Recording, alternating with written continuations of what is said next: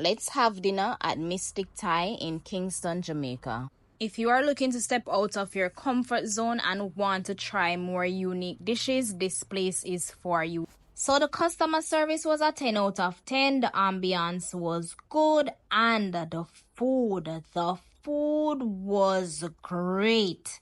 I was impressed. So I started off with this chicken noodle soup, and it also comes with some dry herbs. It was a 10 out of 10.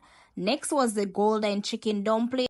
And let me tell you, me did want to turn the basket at my head because this did slap.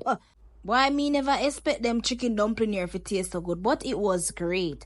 Next was the Thai old fish, and this is basically a snapper fish infused with Thai herbs and spices just to bring out that absolutely delicious burst of flavors. It was absolutely delicious, and we